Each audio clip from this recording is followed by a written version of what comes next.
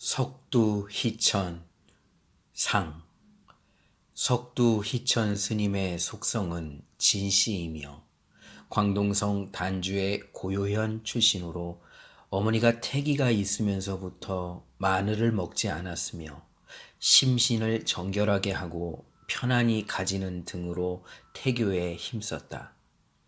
나면서 그 모습이 빼어나고 어려서부터 그 뜻이 고매하였으며 어질고 협기가 있어 바르지 않는 것을 보면 원수처럼 여겼다. 스님의 출생지인 고요현은 오령산맥 대유령 서남의 변두리로 깊은 산중이다. 이 산 가운데에는 묘요인들이 모여서 마을을 이루고 사는 곳이 있어서 풍습이 아주 토속적이고 미신적이었다.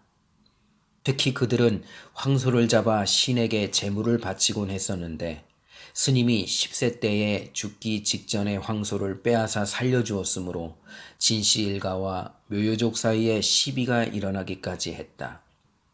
15세 되던 해에 육조해능 대사가 같은 광동성에 있는 소주 곡강현 조계산에서 불법을 크게 떨치고 계시다는 말을 듣고 동북쪽을 향해 험한 산과 물을 건너 간난신고 끝에 조계산 보림사에 도착했다.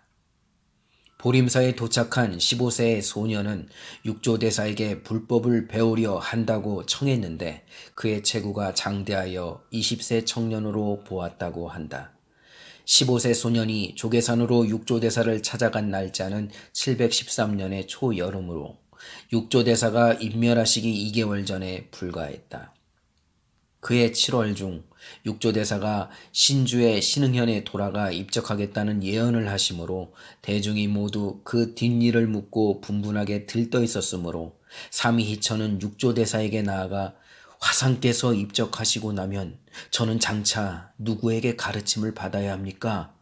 하고 사례자 육조대사는 눈을 들어 한 번 보고 눈을 감으면서 심사고하는 것이 좋겠다 했다.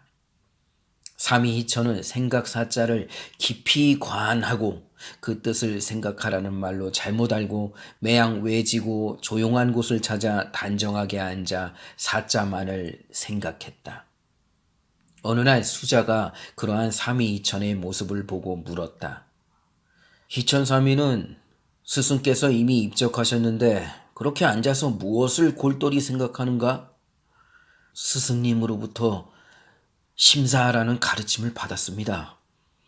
그래서 이렇게 생각사자를 붙들고 있습니다.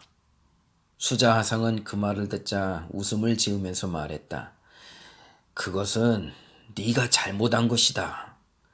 너희 사형 가운데 행사가 있는데 그를 찾으라는 말씀이다. 지금 강서성 청원산에 계시니 그대의 인연은 거기에 있다. 조사의 말씀은 매우 올바르거늘 그대 스스로가 미혹했을 뿐이다. 아, 그렇습니까? 그러면 저는 곧 행사 사형을 찾아가야 하겠습니다. 그동안 희천삼위는 너무나 골똘하게 사자를 생각하여 정신이 피곤할 대로 피로하여 사자를 생각하던 마음을 푸는 것과 동시에 정신이 몽롱한 데 떨어져 꿈인 듯 생시인 듯 황홀한 상태에 들었는데 호련히 한 사람의 모습이 아득히 나타나면서 손을 흔들어 자신을 부르며 가까이 오고 있었다. 희천은 정신을 차리면서 똑바로 보는 순간 깜짝 놀라 오시는 어른은 스승님 육조대사가 아니십니까?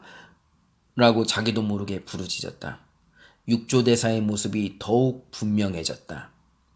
희천삼이, 희천삼이, 이리 오너라. 내가 너를 갈 곳으로 데려다 주리라. 희천삼이가 스승의 면전에 다다르니 육조대사는 손으로 이끌어 함께 큰 뚝에 이르렀다. 희천삼이야. 내가 이제 뚝 밑에 저 연못에 너와 함께 논일 것이다.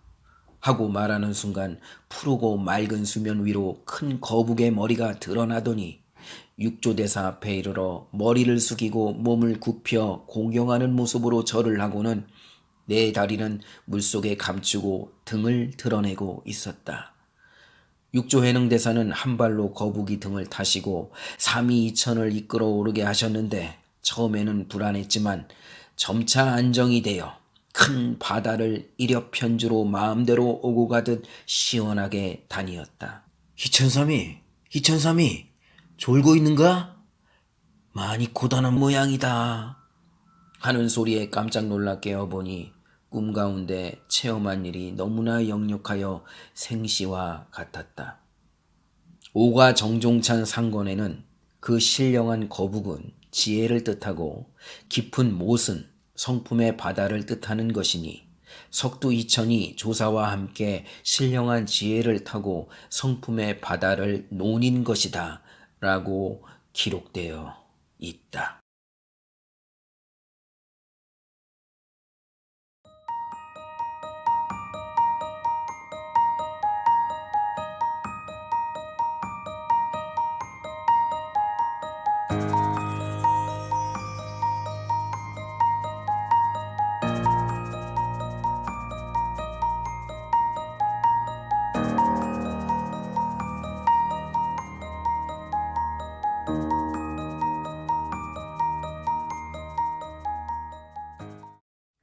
석두희천 하.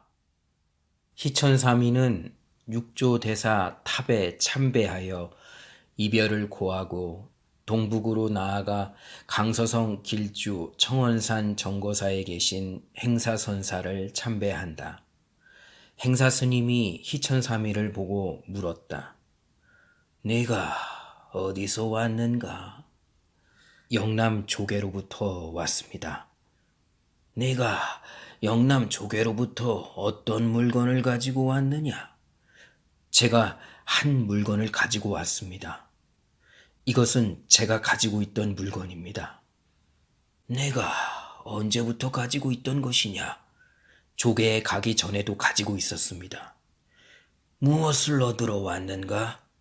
조계에 가기 전에도 잃은 것이 없습니다. 그럼 조계에는 무엇하러 갔는가?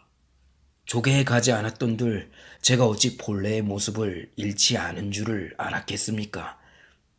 행사선사는 삼위이천의 이 대답이 비상함을 보고 기쁨을 금하지 못했다. 다른 날 행사선사가 희천삼이에게 물었다. 어디서 왔다 했지? 조계에서 왔습니다. 행사선사가 불자를 세워들면서 말했다. 조계에도 이런 것이 있던가? 조계뿐 아니라 천축에도 없습니다. 네가 일찍이 천축에 다녀왔던가?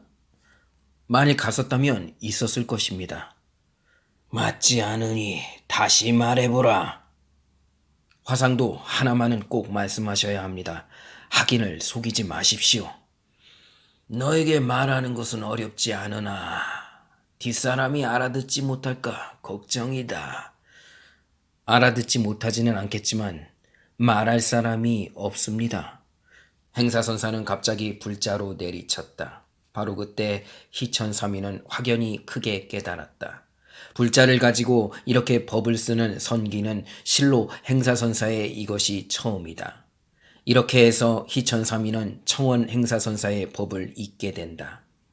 청원산 행사선사는 장차 육조의 선법을 부응할 책임을 가지고 있었는데 그 중차대한 임무를 석두희천에게 부여했던 것이다.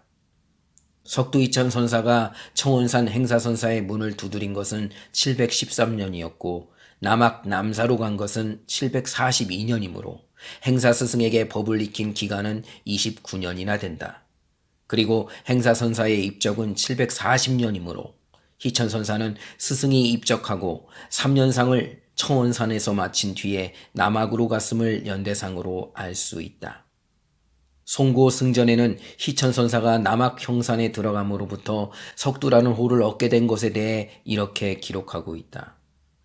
형산에 남사를 지었으니 이 절 동쪽에 큰 대 모양을 한 바위가 있었는데 이 바위 위에 암자를 맺었으므로 사람들이 석두하상이란 호를 부르면서 우러러 존경했다.